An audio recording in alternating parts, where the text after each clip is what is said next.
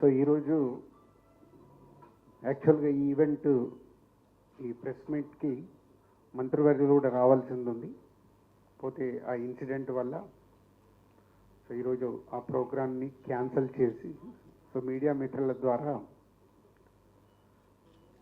So 14th రోజు జరగబోతున్న ఈ Telangana Gaddar film awards 14 years తర్వాత ఈ రాష్ట్రం ప్రభుత్వం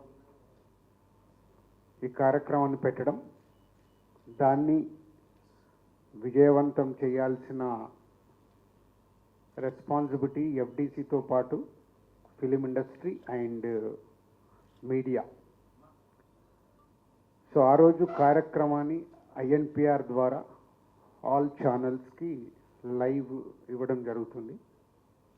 సో ఐఎన్పిఆర్ ద్వారా మీరు కమ్యూనికేట్ చేసుకొని ఆ ఈవెంట్ని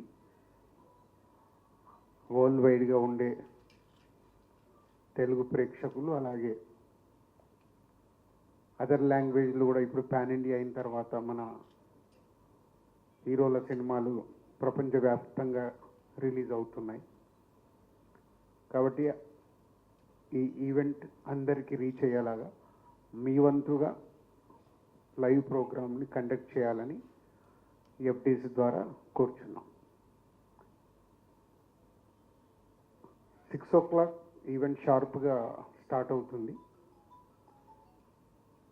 2014 నుంచి 2023 వరకు ఎవ్రీ ఇయర్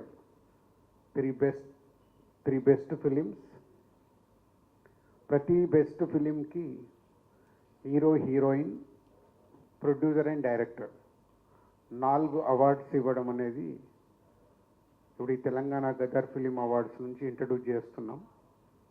సో అలాగే బెస్ట్ ఫిలింకి, సెకండ్ బెస్ట్ ఫిలింకి, థర్డ్ బెస్ట్ ఫిలింకి అందరికీ అవార్డ్స్ ఉన్నాయి, 4కి. అలా ఎవ్రీ ఇయర్ 3 ఫిలిమ్స్ టు 2023 వరకు ఎవ్రీ ఇయర్ ఉండే 3 ఫిలిమ్స్కి 4 అవార్డ్స్ ఇవ్వడం జరుగుతుంది. సో ఇది చాలామందికి కమ్యూనికేట్ కాలేదని అన్నారు. ఇది కూడా మీడియా మిత్రులు ఇది అందరికీ రీచ్ అయ్యేలాగా చేయాలని కోరుకుంటున్నాను. అలాగే 2024లో ఏవైతే అవార్డ్స్ అనౌన్స్ ఉన్నాయో అవన్నీ అందరికీ ఇన్విటేషన్స్ కూడా ఈరోజు రీచ్ అయ్యాయి. సో తెలుగు చలనచిత్రలో ఉండే అందరికీ ఎఫ్డీసీ చైర్మన్గా నా విన్నపం, అందరూ పార్టిసిపేషన్ చేసి 14 సంవత్సరాల తర్వాత జరుగుతున్న ఈవెంట్ని సక్సెస్ చేయాల్సిందిగా అందరినీ కోరుకుంటున్నాను. Thank you.